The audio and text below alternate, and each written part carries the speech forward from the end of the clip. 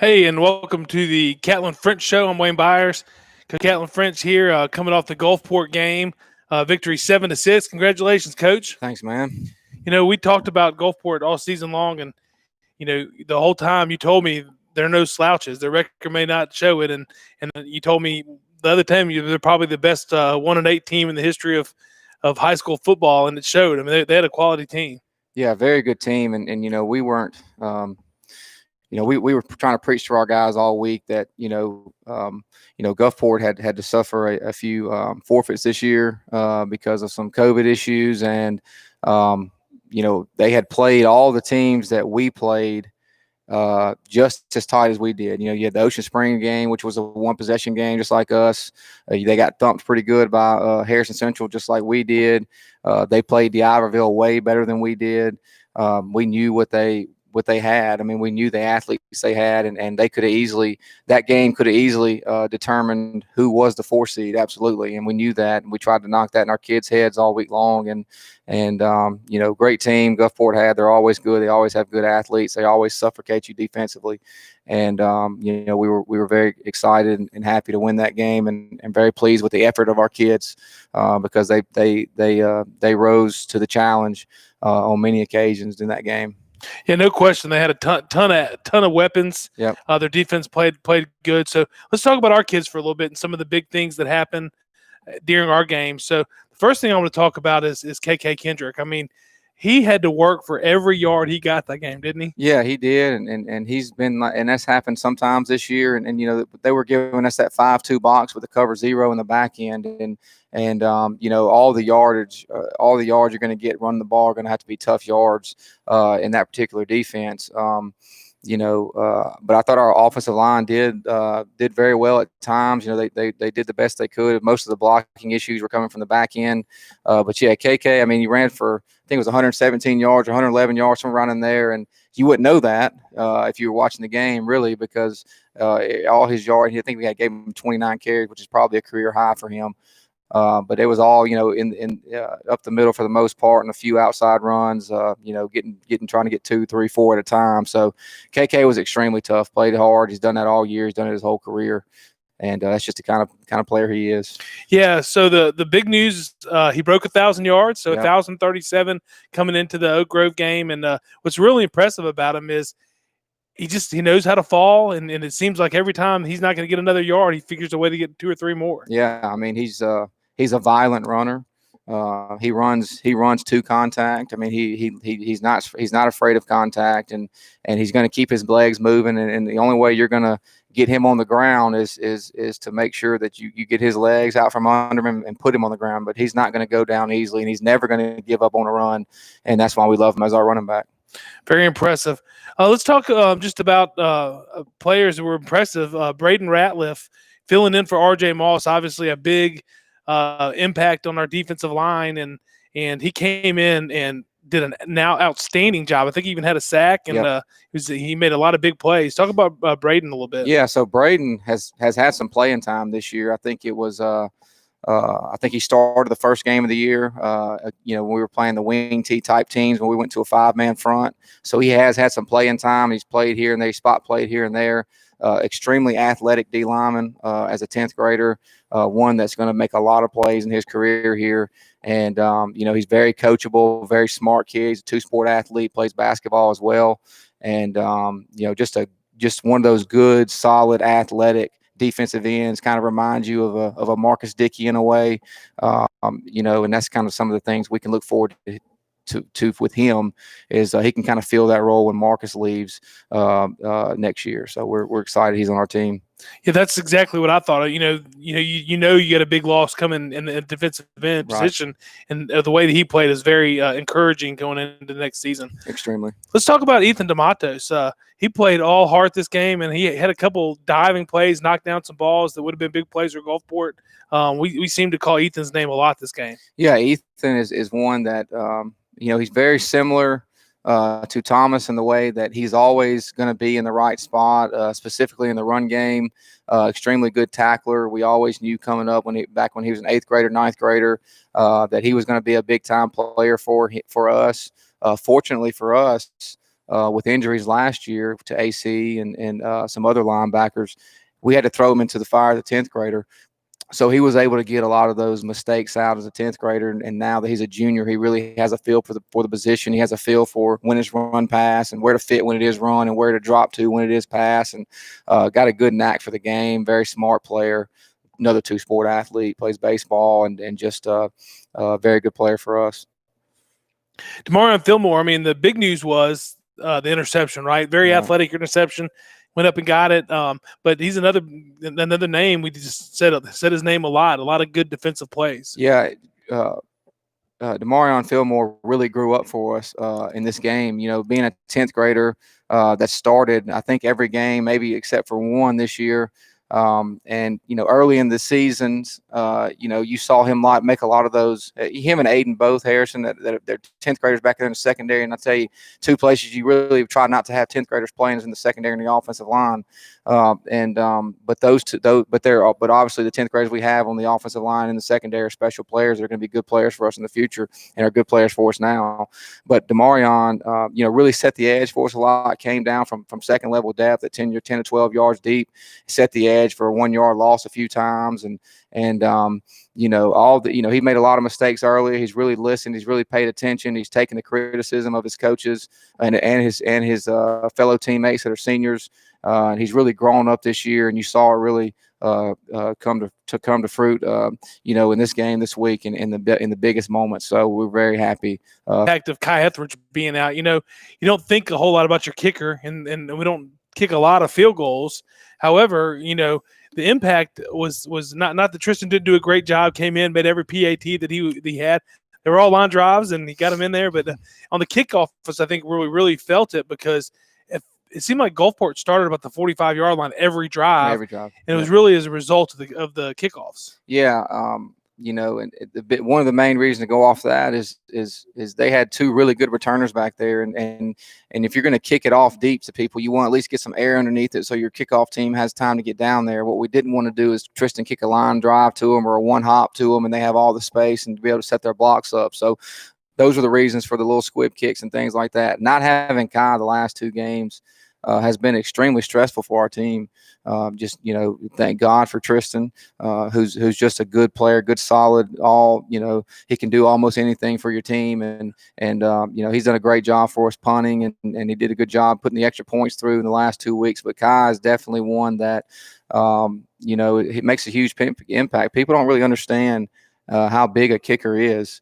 Especially at the 6A level, when you need field goals, when you need those extra points. And we're very glad to have him back this week. He's been doing really good in practice. I think his legs as good as it's been. I think maybe the 2 weeks off served him well, but not having Kai really hurt us, and we're very fortunate to come away the way we did the last two games without him. Yeah, I thought about the amount of pressure Tristan puts on himself. I mean, the kicker and the punter, the quarterback. Yeah, I mean, we just have to put a lot on Tristan, and even the games that we go back to his sophomore year, he played H-back, fullback type position. He did it again for us when he came back from injury, when Dale J played quarterback, and there's just so many things you can do with a Tristan Pearson, and and fortunately for us, we had him. I mean, there's so many years where you don't have that guy. It's hard to have two kickers. I mean, not many teams have those, so we're blessed that we had Tristan to come through for us in those situations. Let's talk just a little bit about Tristan and his impact. Obviously, coming in, Del J has been getting the majority of the snaps, and I didn't feel like a lot of the passes were just like uncatchable. There was one or two of them that weren't there, but obviously we struggled connecting on the long ball, and which in a ways made us a little bit one-dimensional with running, and I think that's they were really selling out to the run every time. So, do you think that was really just an impact on really just not having the time to practice and snaps, and just the timing being a little bit off right there with Del J coming out, or do you think it's just bad luck? Yeah, the one thing you miss Del J with, is his ability to go to his second reads and third reads, and he's got a really strong arm, and he's hit a lot of deep receivers this year. And Tristan has that ability as well, and we've seen him do that in his career. I do think the timing was off a little bit. I mean, Tristan came off injury. We missed 6 weeks, and we were able to find some things we could do with LJ then, and we were rocking and rolling pretty well with LJ back there, and that was the decision to go with him. And then when LJ goes down again, you just thank God for Tristan. I mean, you're just glad you have him back there to just run the offense, because he's going to stay cool, calm, and collective all game long. And he's played a lot of quarterback in his career. The score very easily could have been 28-0. I mean, I think we missed 2 deep balls to Sab, one where he was wide open, one where he had a couple of steps on the receiver. We had an underthrown ball, and then then in the third quarter we had to hitch and go to Dion, where I don't think there was anybody within 10 yards of him, and the protection was well. But like you said, I mean, the timing could be a little messed up back there, but I think one thing I do know about Tristan throughout his career is he's a reps guy, and the more reps he gets, the better he's going to get. And I really feel like you're going to see him connect a little better this week on those passes. Yeah, and we saw it the first week. I mean, I just wondered, if the limited number of practices made an impact, which I think.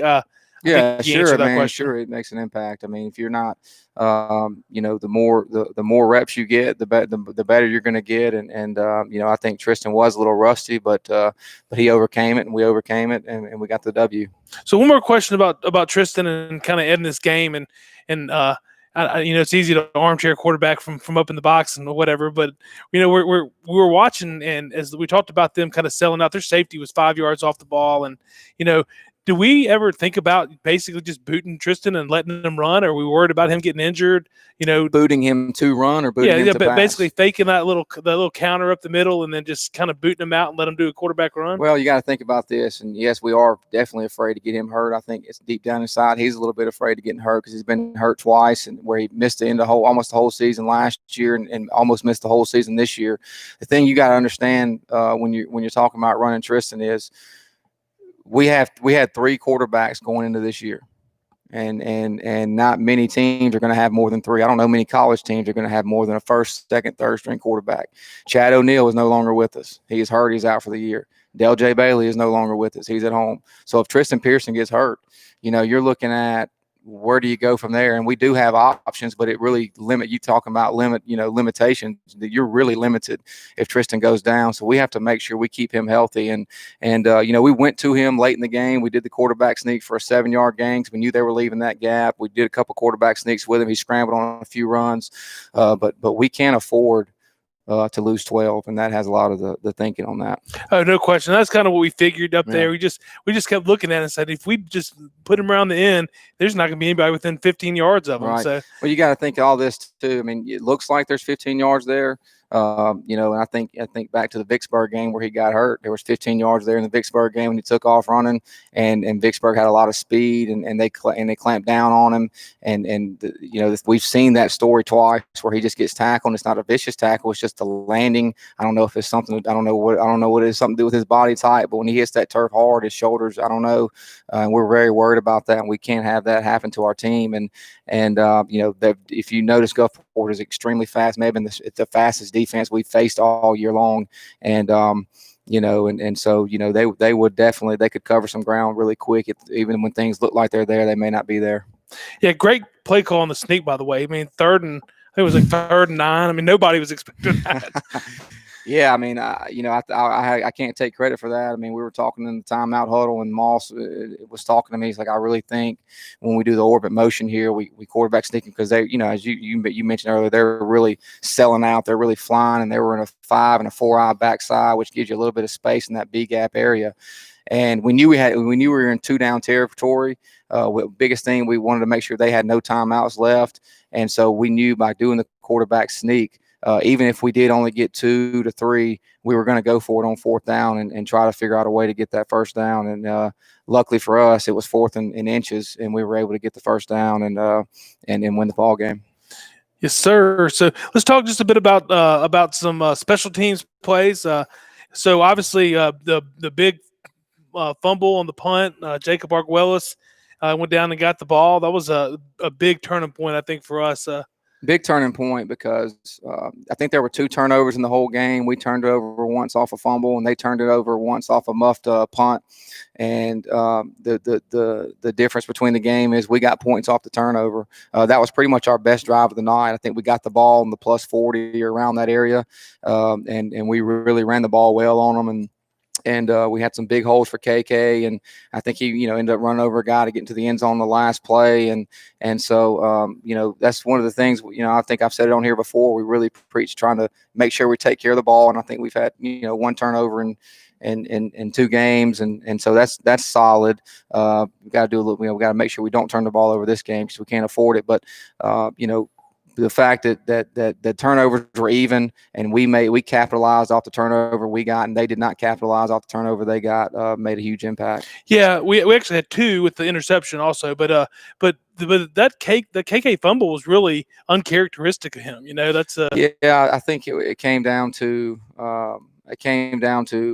after Robin, after he took the handoff, trying to switch hands and where he shouldn't have been switching hands because there was way too much traffic, and he fumbled the ball. So yeah, it's very uncharacteristic of him. I can't think of, but out of all the carries he's had in the 2 years he's been on our team, I can't think of but maybe 3 times he's put the ball on the ground, and that's pretty solid. Yeah, absolutely. So let's just talk real quick just about our defense and our offense. I was going to let you talk about this game and what you saw from each kind of group.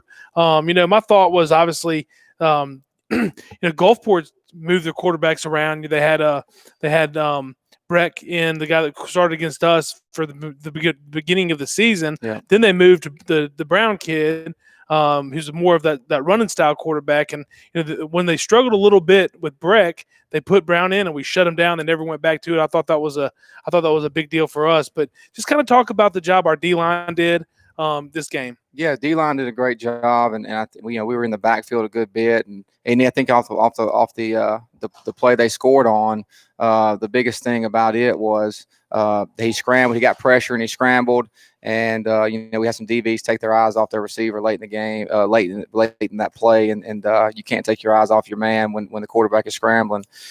Our defensive line played fantastic. Gave a lot of pressure, and the main thing that we played fantastic with was our run fits. And they knew that there was no possible way for them to run the ball. They gave up on it a pretty good, a lot late in the game, and we went to the run. Our secondary really held it up, but I think there was some more sacks to be had. I mean, there's some more. I mean, I think Braden, one time they had a completion for a first down where he could have got his hands up and tipped it down. It could have been a lot better game, but definitely proud of our defensive line for their effort.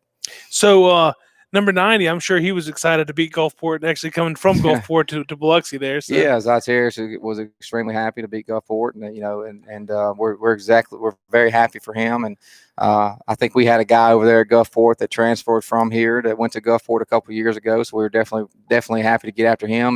But it was definitely a good night for the Indians, and glad Zach Harris was able to.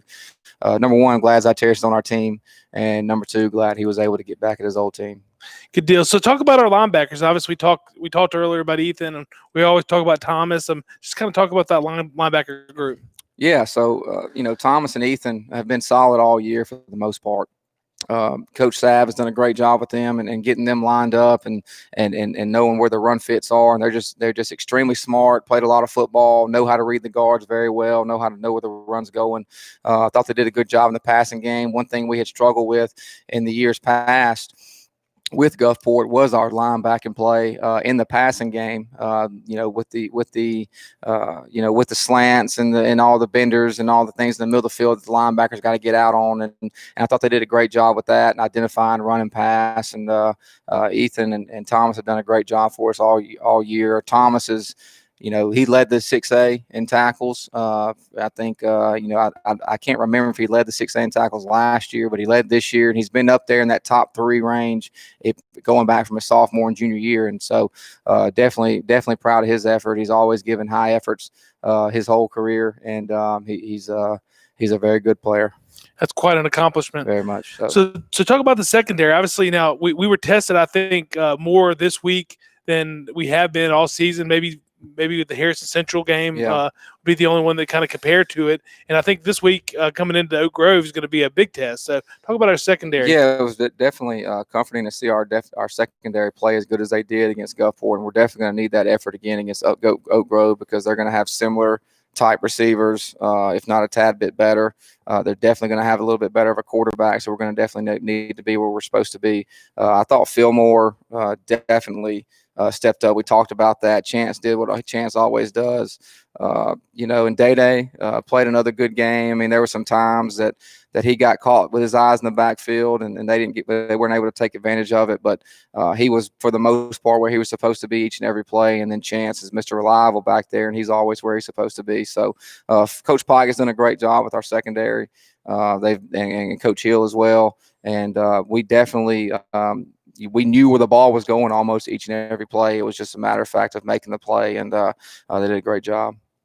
We talked a lot about Chance the last few games about that face guarding, or if you will, and we kind of had the exact same call, and it was a no call this time. So I was glad to see that. Glad to see that. Yeah, absolutely. So let's just talk about the offense. We were able to move the ball early. We were able to move the ball late, but in the middle of the game, we just didn't have a lot of action there. So talk about our O-line a little bit. Yeah. So the main problem we had with our offensive line was, or not our offensive line, with our offense was in that middle area was we could not get anything on first down. We were sitting behind the sticks on second and long and getting ourselves into, we rolled Tristan out a good bit on second and long, and we were starting to get real predictable there at that aspect of things. So that was the main thing about the staggerness of our offense was first down play and getting behind the sticks. And then, when we did have the opportunity, I think it was in the third quarter of getting a receiver about 15 yards behind their defense,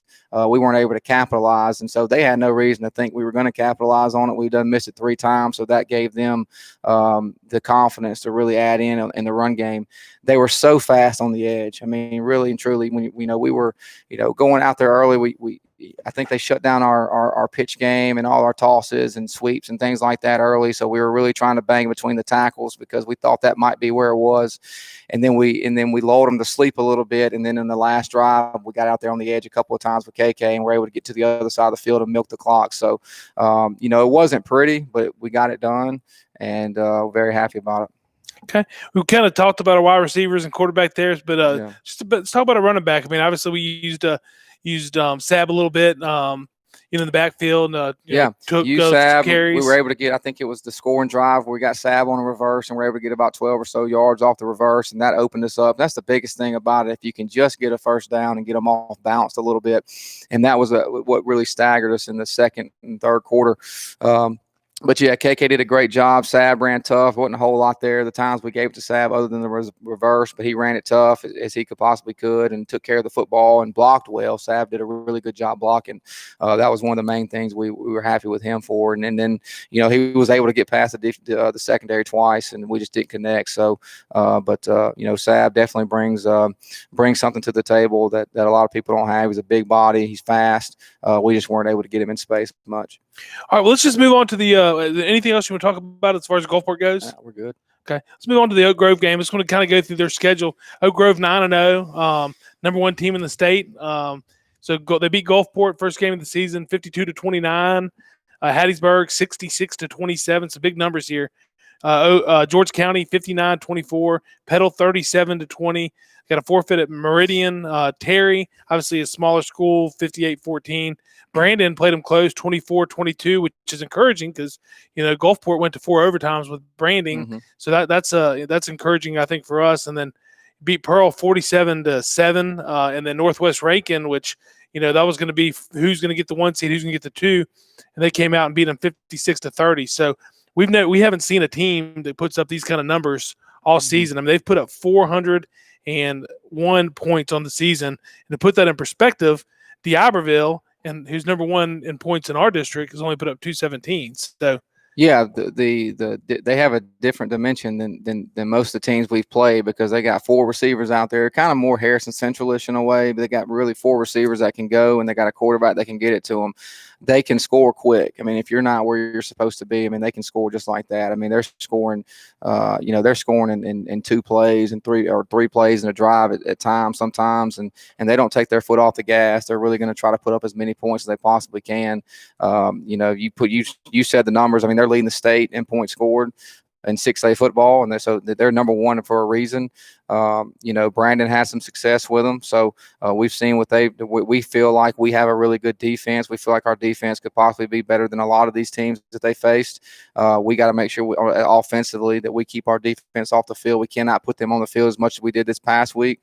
So we're going to have to get some first downs, and we're going to have to connect with the deep ball and things like that.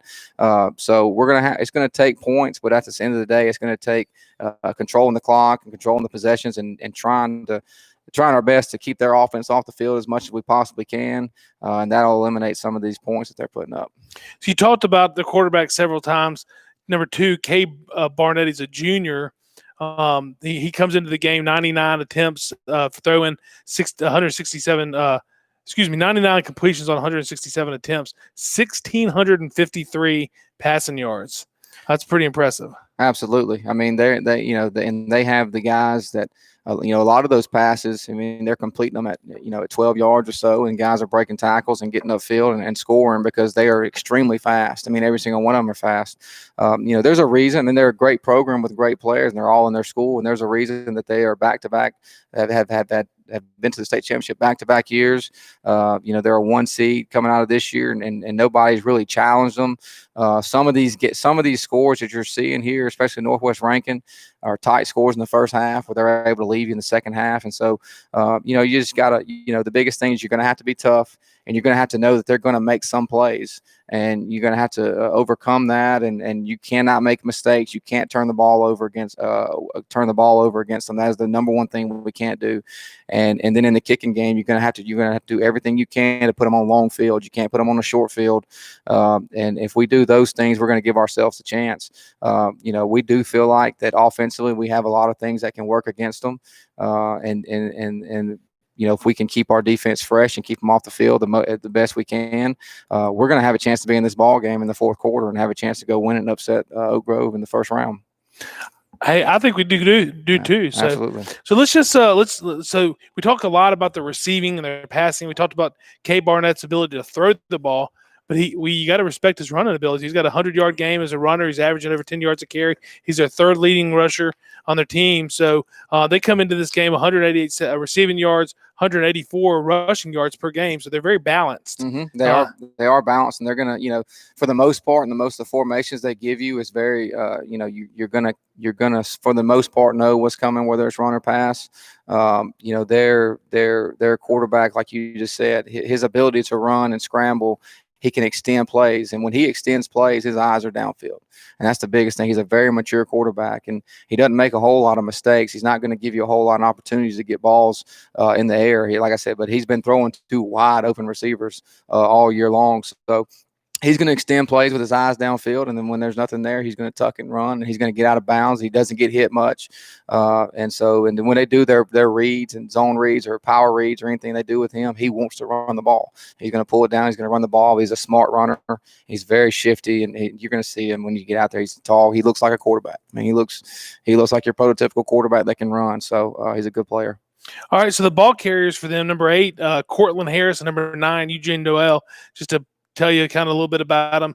Harris getting the majority of their carries, 95 carries on the year, 656 yards, 6.9 yards per carry. He's had 400-yard games and 7 touchdowns. Their big back, I'm assuming he's their big back, the Newell guy, he's averaging 5.5 yards a carry and 7 touchdowns. So both of them seem like threats to me. Yeah, both are threats. Good players. Could play for a lot of almost any 6A team in the state. The biggest thing about them, they're smart runners.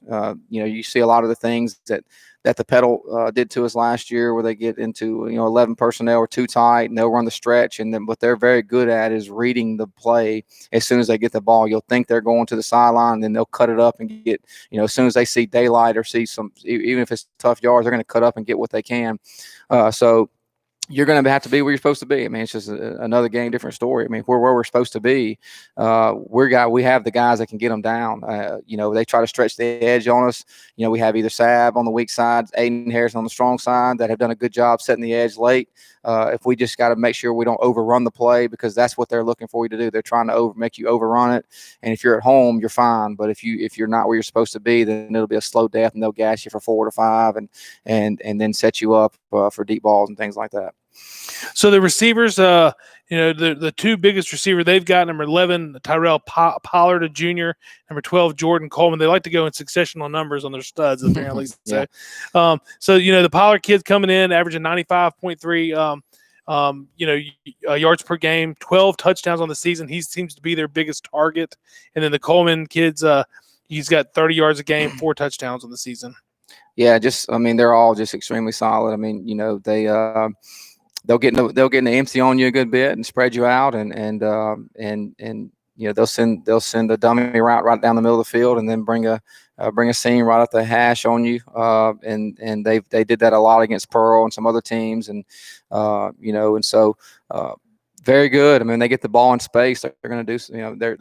They're a nightmare, and so we have to make sure we don't give them a whole lot of space when if they throw the ball and they catch it, we got to get them down as soon as they catch it, and and they break tackles. That's the biggest thing. I mean, you see them on film; they'll catch a hitch route, break a tackle, and take up the sideline just like that. So you have to wrap up. We have to wrap up, and we have to be where we're supposed to be in the secondary. We can't get caught with any eye violations. If we're in man, we got to make sure we're watching our man.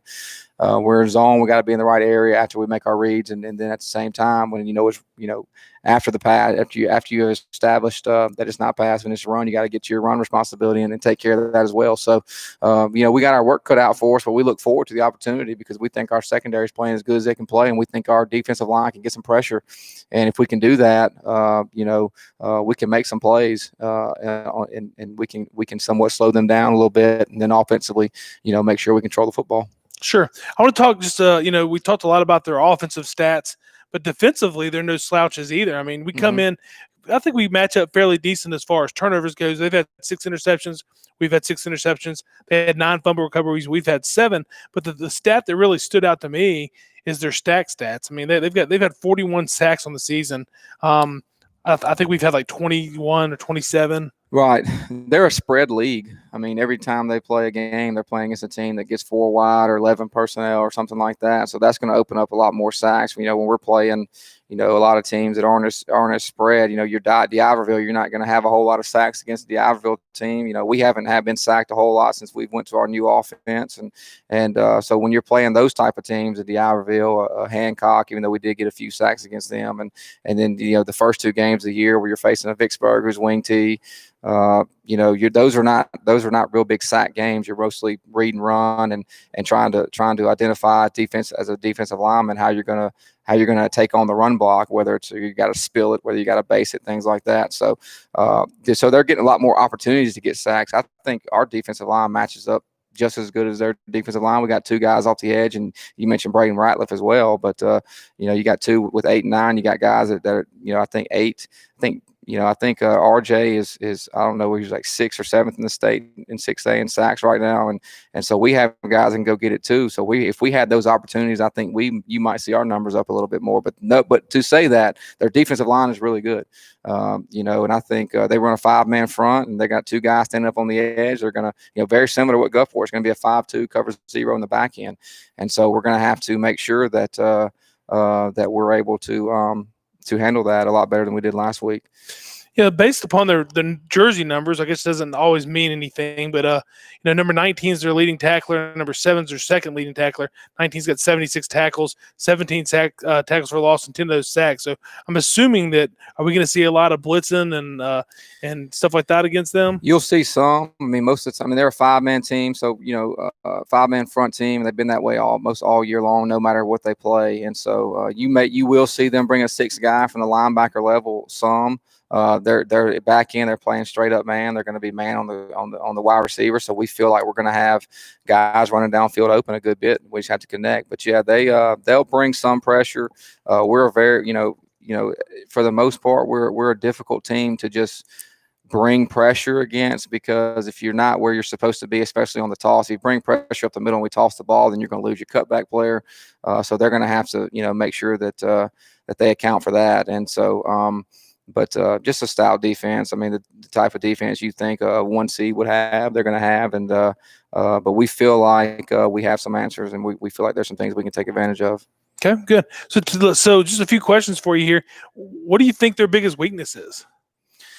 Well, like I said, in the back end, their secondary is good, but if watching the film, you are going to see some guys running downfield at times, and so we think there's some things we can take advantage of there. They fit the. I mean, there's not a whole lot of weaknesses. I mean, they fit the run up very well. Offensive line is very solid. Quarterback's good, running backs are good, receivers are good. I mean, there's a reason their record is what it is. So there's not a whole lot of weaknesses, and so you just have to play solid football and not give them extra opportunities. And we'll see. I think we got a good chance.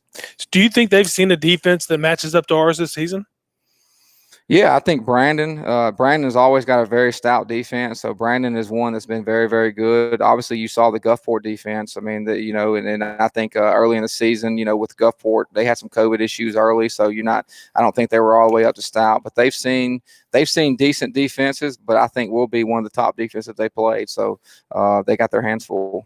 So, when we saw Sab get a little bit less this week on offense than we saw probably the week before, but this is do or die football, right? Can we expect to kind of see him going both ways more? Or okay? Well, one of the main reasons you didn't see Sab as much on offense is because he was coming off long drives on defense. I mean, he's as much as you think he's Superman, he's a human being. So, he had to come off the field and just get a break, and for a play or two. Well, he goes off for a play or two, and you're 3 and out, then you're not going to see him. So, if we could have got a couple more first downs, you'd have probably seen Sav a lot more. But the fact of the matter is, we had to give him some breaks. We had to give him a breather because we could not afford to not have him on defense, and we were struggling on offense. And so, those were the main reasons that you didn't see him as much. We plan to play Sav as much as he can possibly go, and so if he can go, he'll be in the game. If he needs a break, he'll be on the sideline. That's pretty much how that's going to go. Gotcha. So Biloxi, I know this you said first time since 1980 something back-to-back playoffs. I think it was just the stat I read you put on Facebook, but so we've struggled really when we did get the playoffs to really get past the first round. Obviously, we have a big game against, and I think it's winnable. I think we really have a shot at it. So, I mean, how are our players feeling going into this? That's game? One of the biggest things we're really trying to get through our players this week is when you get to the playoffs, it's not time to say, okay, we got to the playoffs, or it's not the time to say we did a good job. It is time to raise the level of play. 4 seeds beat 1 seeds all the time. And so we think we have a really good chance. We put in a good plan. Biloxi, I think that we've only won 4 playoff games in the history since playoffs started in '81. So, we have an opportunity to do something that doesn't get done a lot around here. And I'm trying to tell our players, what we're trying to get through our players is don't waste this opportunity.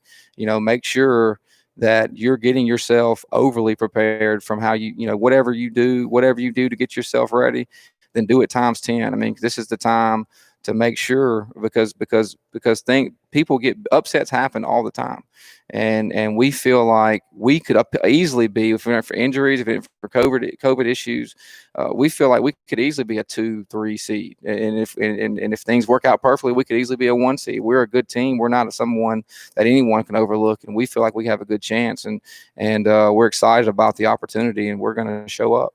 So, as a coach, and how do you view something like this? I mean, obviously, coming in, putting us in this position to get there. I mean, how do you look at it as your legacy on the program? I mean, as far as getting there and winning a game like this. Well, I try not.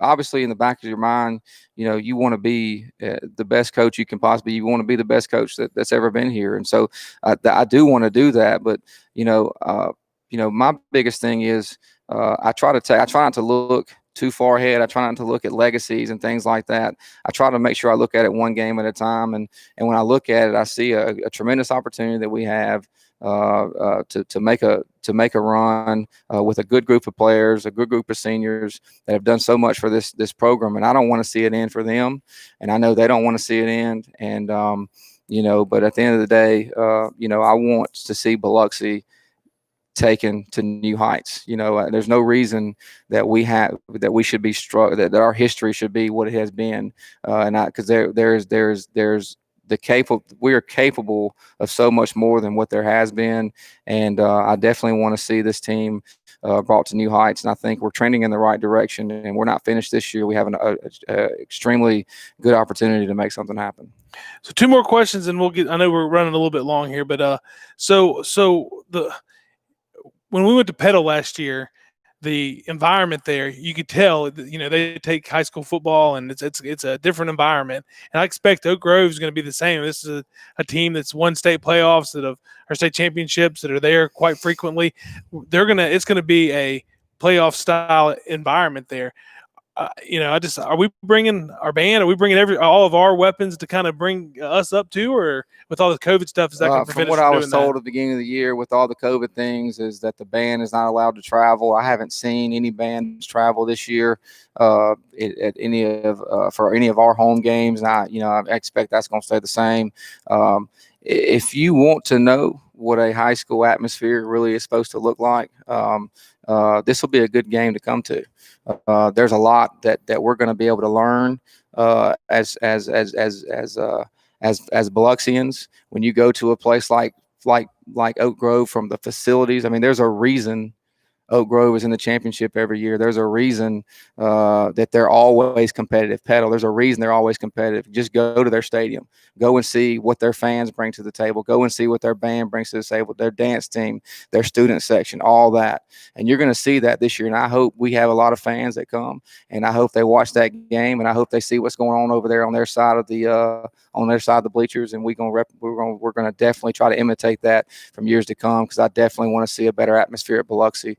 There's no reason we can't have that, and we're going to have that eventually. Yeah, it would be outstanding. Mm-hmm. And then, and I know the answer to this question, but I got to ask you. I mean, do you think that Oak Grove could underestimate us? Absolutely, they could underestimate us. But at the end of the day, and I've said this, and I've said it. I think I said it last week, and I've definitely been saying it to our players. We're not a 4 seed that a 1 seed wants to see. So I guarantee you that their coaches are trying to beat it into their heads that, hey, Biloxi has good players. Biloxi runs a good scheme. Biloxi's defense is where they're supposed to be. I mean, you're going to have to earn it. And getting our kicker back should help us with the long. Trying to put them on long fields. They got really good returners, so we're going to have to make sure that our kickoff team is ready to go and our punt team covers well. So but we hope they overlook us, because if they do, we feel like it's going to be a dogfight in the fourth quarter. And we've talked about it. If we have hope, in the end, I think we're going to come out on top. Well, good. Any final thoughts? Just come out. I mean, I don't, what was the website again? I mean, if you want to bring it up one more time. Yeah, I was going to bring that up. To purchase tickets, this game's a little different than it's been in the past.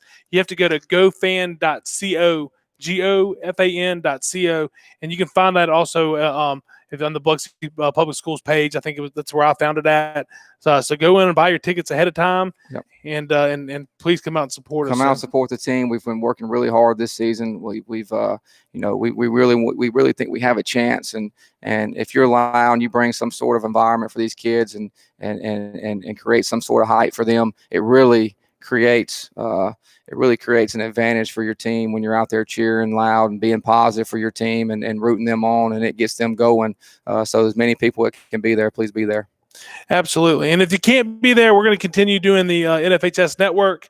So you can watch our feed there if you can't make the trip up. And also we'll be live on Indian Nation Radio. You can get there through the Biloxi Public Schools athletic page. So, Coach, let's go get them. Let's win this one. Absolutely.